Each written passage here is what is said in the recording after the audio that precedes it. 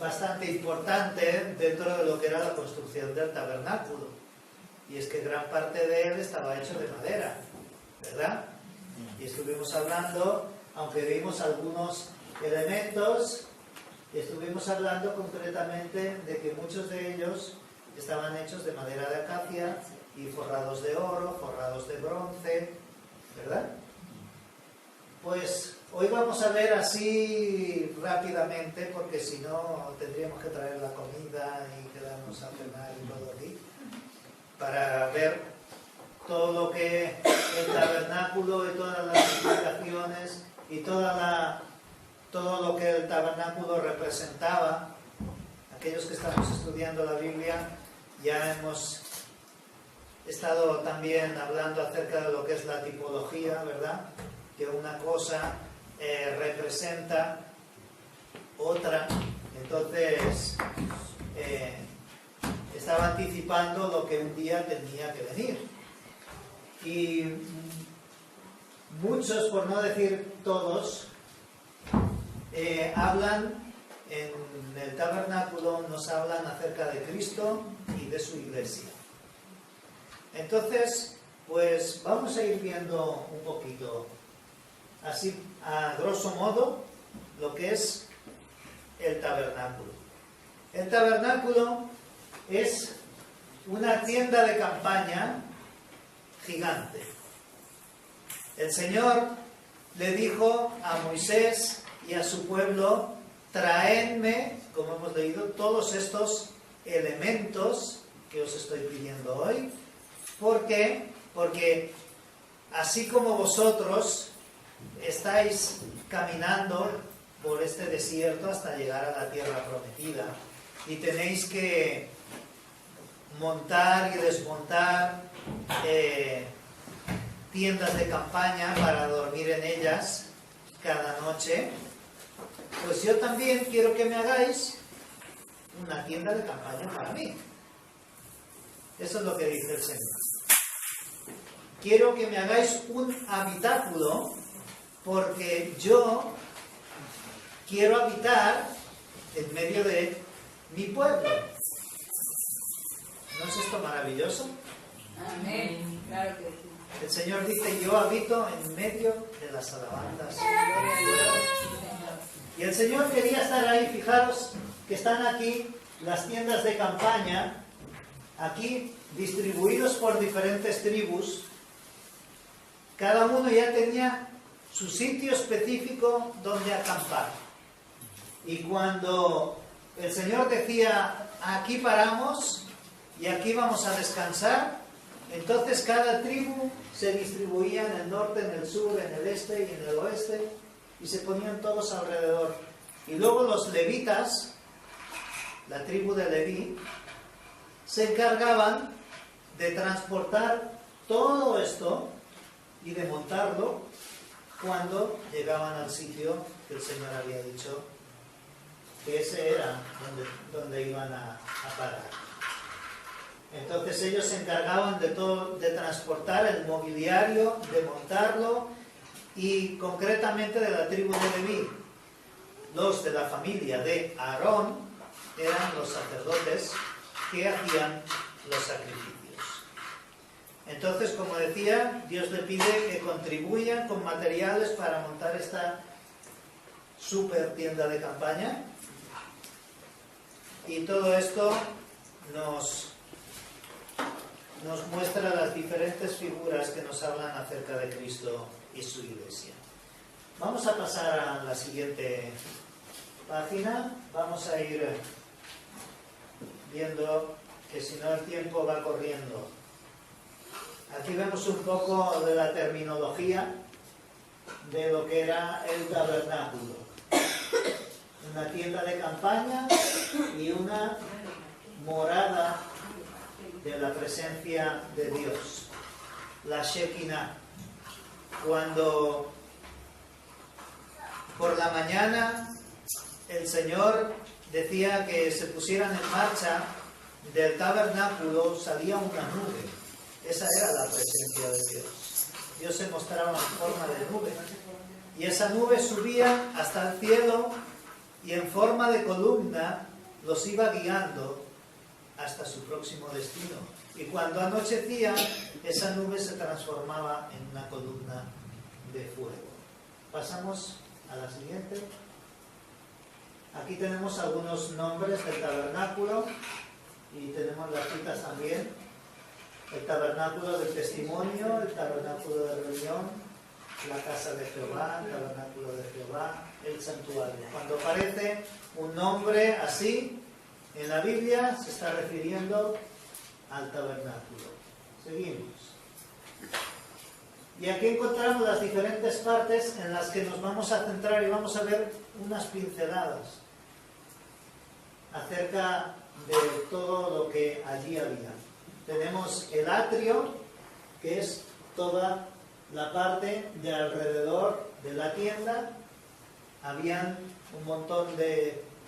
una separación para acotar bien el sitio, como veremos más tarde. Luego encontramos el lugar santo y el lugar santísimo.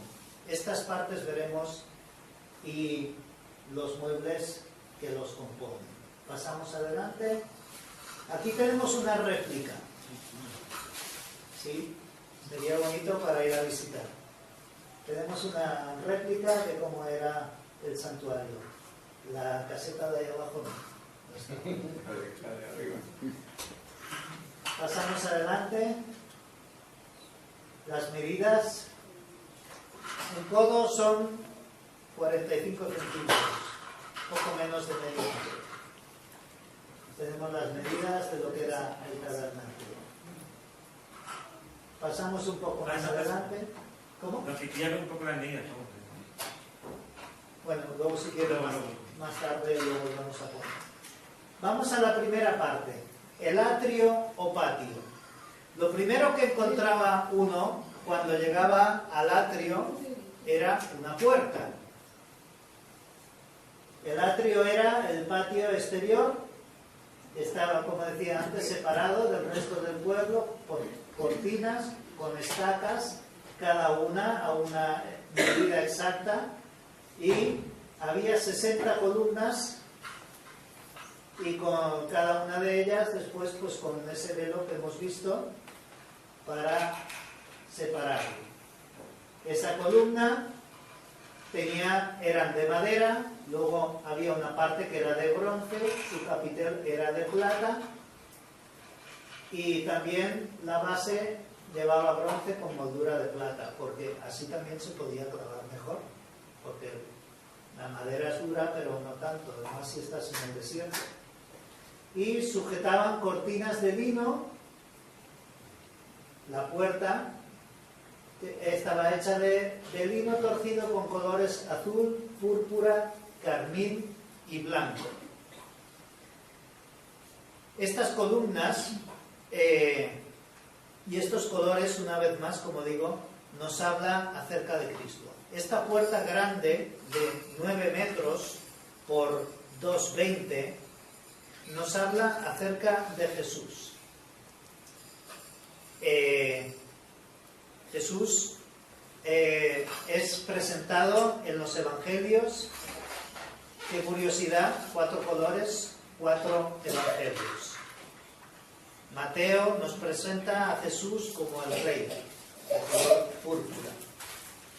Marcos nos presenta al hombre perfecto, el color blanco. Lucas nos presenta a Jesús el Salvador, el color carmesí. Y Juan nos presenta a Jesús, el Hijo de Dios, el azul.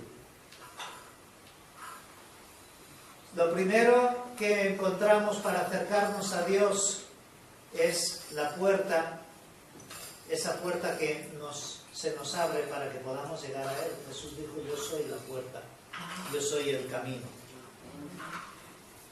Pasemos adelante y vemos aquí el atrio. Como decía antes, los diferentes columnas y esta puerta de 9 metros a la cual se podía pasar. Había una pequeña separación, aunque aquí no se aprecia, donde se podía entrar por aquí por los lados y entrabas dentro del atrio. De los postes también hemos hablado un poco. Había 60 postes alrededor del tabernáculo. El número 6 en la Biblia nos habla acerca de la responsabilidad.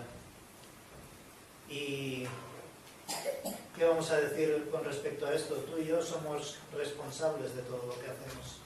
Y cuando se acercaba una persona allí, se acercaba para adorar a Dios, pero muchas veces se acercaba porque había cometido pecado. Y ese pecado es responsabilidad de uno y tenía que rendir cuentas acerca de él. Pasamos adelante. El atrio, ya como hemos dicho, separaba esta tienda al resto del pueblo. Había 60 columnas de bronce. Esto ya lo hemos visto. Lo primero que encontraban era el altar del holocausto. En el altar del holocausto uno se acercaba, pues como he dicho, para presentar una ofrenda, porque quería alabar a Dios, o para presentar una ofrenda porque había cometido un pecado. Tenemos todo el libro del Levítico que nos habla acerca de todas estas ofrendas.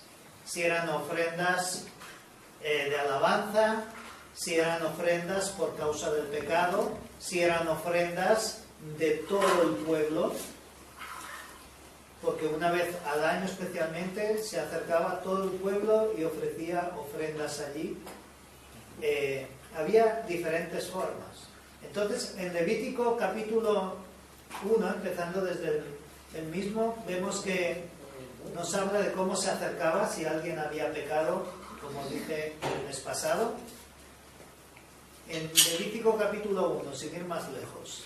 Y ahí nos dice cómo el pecador, habiendo reconocido su pecado, tomaba uno de los animales de su ganado. El Señor ya había dicho unos animales específicos.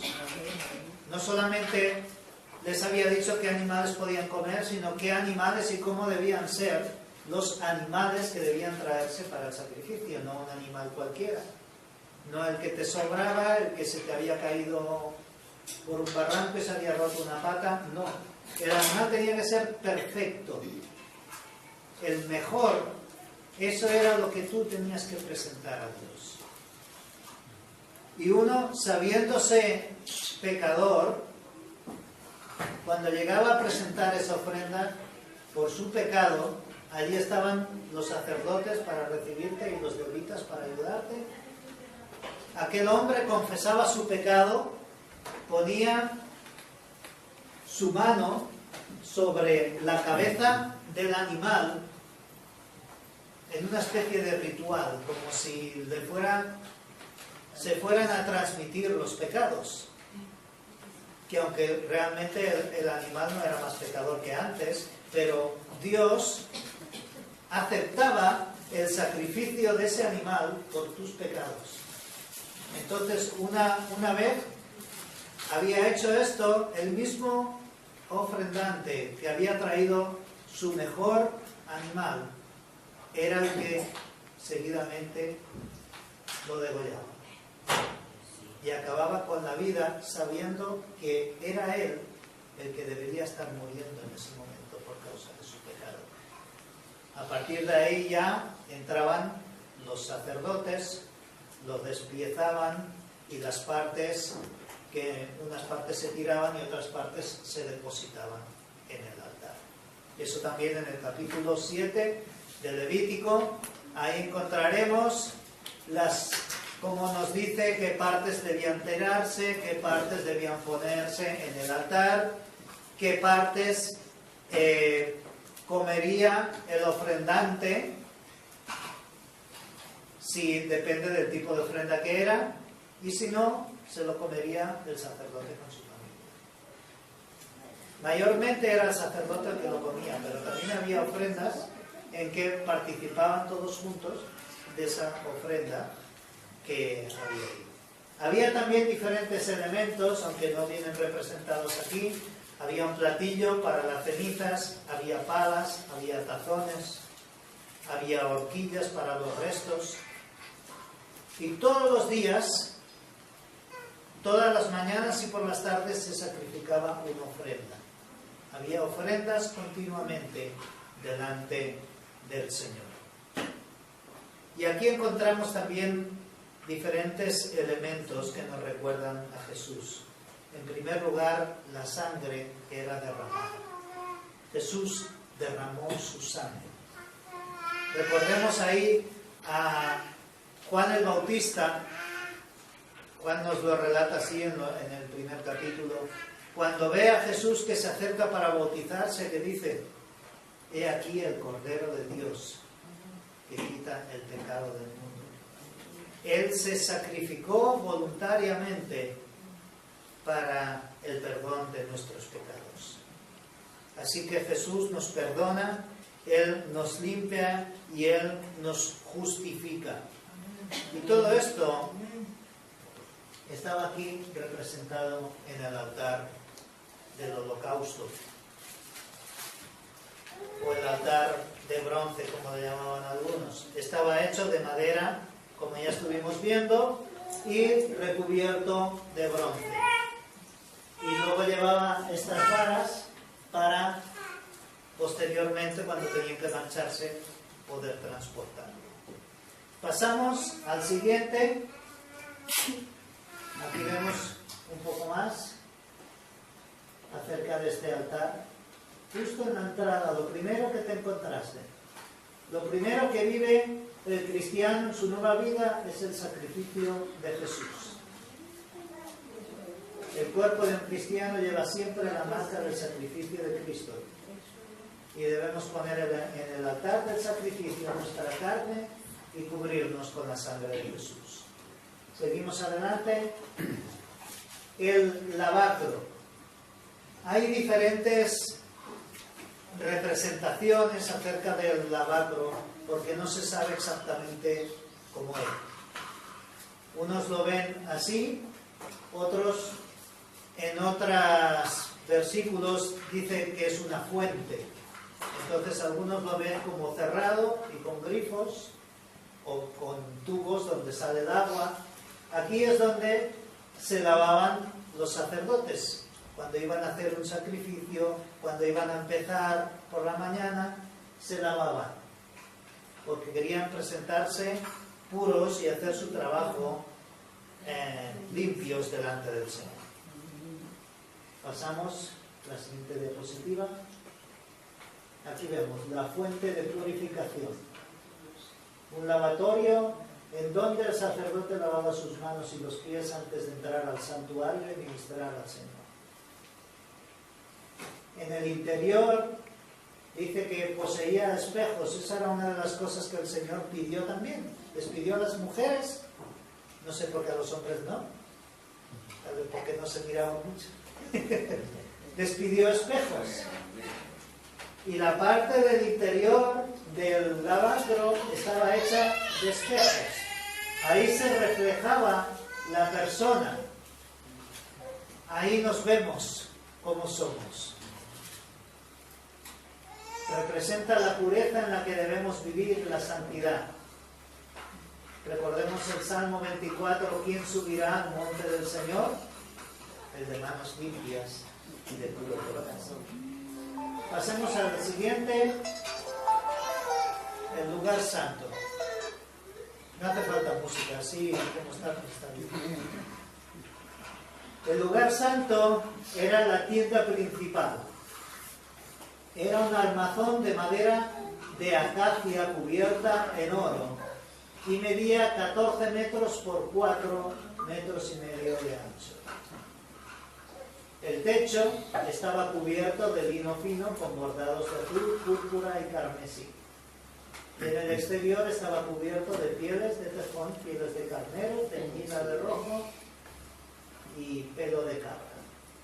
Este lugar, este habitáculo se dividía en dos partes. Primero el lugar santo y después veremos el lugar santísimo. Pasamos adelante. Aquí tenemos. No, lo estuve preparando anoche y estaba ordenando, sí, pásalo. Aquí vemos el techo descubierto y dentro los diferentes elementos. Había algunos utensilios y vemos que aquí tenemos la mesa de los panes, el candelabro, luego el altar de incienso y encontramos ahí otra puerta u otra cortina. Seguimos adelante. El candelabro. El candelabro era de oro puro. Este no tenía nada de madera ni nada. Y ahí encontramos algunas citas que nos hablan del candelabro. Pasamos adelante. 40 kilos. Tenía 7 brazos, 7 lámparas. Estaba brillando con aceite puro de oliva y era la única luz dentro del tabernáculo. Nuevamente vemos aquí una representación de la luz de Cristo y de que nosotros hoy somos la luz de las naciones. Amén. Gloria a Dios. Los panes de la proposición. Estos panes, como decía antes, parte de toda esta representación no solamente nos habla del sacrificio, por un lado, sino que nos habla de la comunión con Dios. Y cuando tenemos comunión los hermanos, ¿qué hacemos? Venimos aquí al culto y buenos días, buenas noches y nos vamos. ¿Eso es tener comunión? En parte sí, pero también nos gusta quedar, ¿verdad? Y quedamos para comer, quedamos para hacer diferentes cosas juntos. Dios no se va a comer estos panes. Sin embargo, cada día le presentaban panes y los ponían allí en la mesa juntamente con el aceite de la unción. Tenían esos panes y al día siguiente se cambiaban por otros y estos se los comían los sacerdotes. Pero todo esto es parte, como digo, de esta comunión que representaban al tener con el Señor. Vamos adelante. 12 panes, uno por cada tribu, ofrecidas en gratitud a Dios, cubiertos con incienso. Representa también la provisión de todas las cosas que Dios nos da y la palabra de Dios, que es nuestro alimento espiritual. El altar de incienso. Este altar también, pasamos adelante, estaba hecho de madera, cubierto de oro. El incienso es la oración, la alabanza, la intercesión. Y se rociaba también con sangre en los cuernos del altar. Ahí el incienso estaba continuamente subiendo. En Apocalipsis también nos dice que este incienso son las oraciones de los santos. Están continuamente subiendo delante del Señor. Y en muchas ocasiones, tanto en Levítico como en Éxodo, cuando nos habla de las ofrendas, nos habla de los sacrificios, dice olor fragante delante del Señor. Nuevamente nos encontramos con otra puerta, que no era una puerta física, era una cortina o un telón o velo, y separaba el lugar santo del lugar santísimo. El lugar, algunos le llaman el lugar santo de los santos, el lugar más sagrado donde en la oscuridad, ahí no había ninguna lámpara ni había nada, estaba la presencia del Señor. Cuando el Señor bajaba en forma de nube, bajaba sobre esta parte y ahí es donde habitaba el Señor. Solamente una vez al año el sumo sacerdote entraba con todo el pueblo a las puertas esperando, entraba para ofrecer un sacrificio de paz, un sacrificio de perdón por los pecados de todo el pueblo.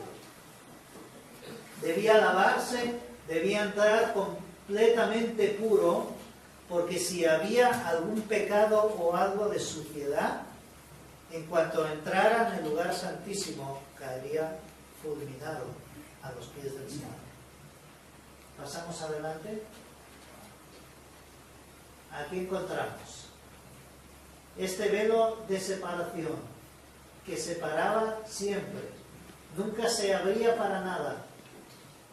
Apenas si este sumo sacerdote podía entrar, allí habitaba la presencia del Señor.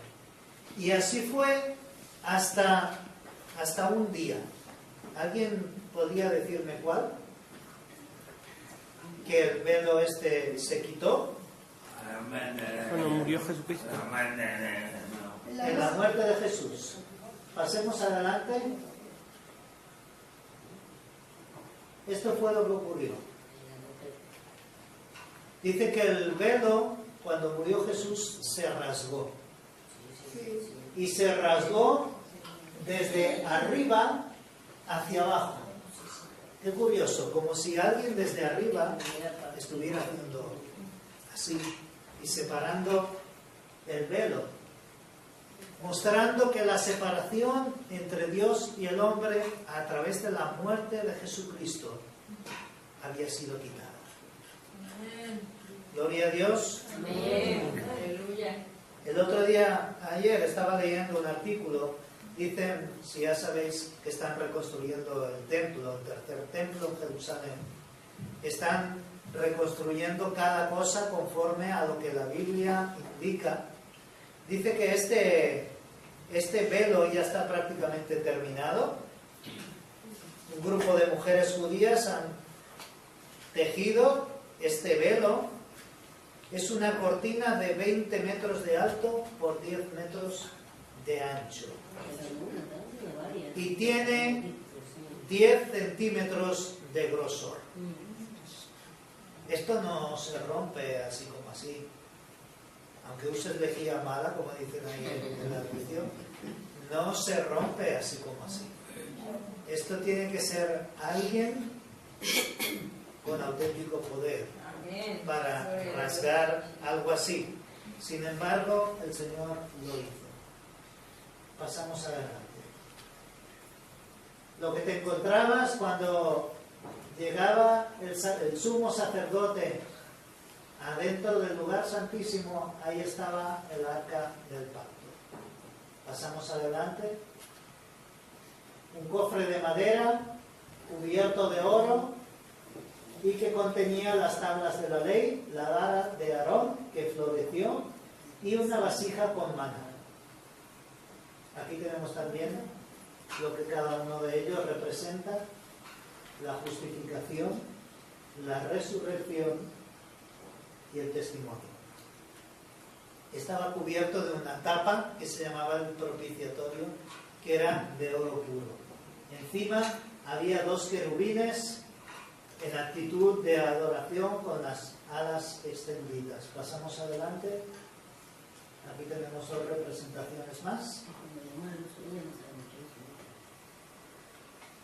Pasamos adelante.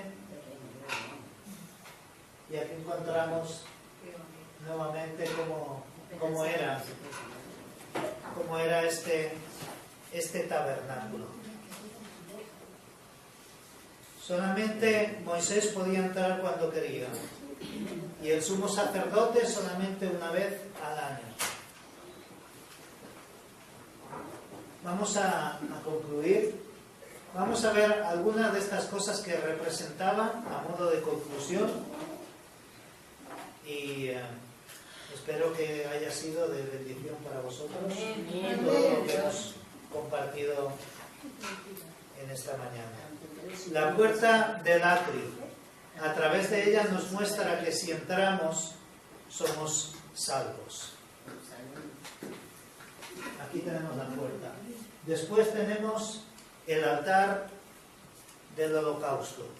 La sangre del Cordero de Dios es nuestra vida y también como nuestra carne muere. El lavacro, un poquito más adelante. La palabra de Dios que nos lava en nuestro andar diario. El velo del lugar santo. Ahí tomamos un ministerio. El candelero. Somos iluminados por el Espíritu Santo. La mesa de los panes de la proposición. Ahí es donde nuestra alma se satisface. Y el altar del incienso es donde levantamos nuestras oraciones y nuestra adoración a Dios. Y seguidamente pasamos al lugar santísimo. Ahí llegamos a la misma presencia del Señor. Gloria a Dios. Quisiera que termináramos este tiempo con una canción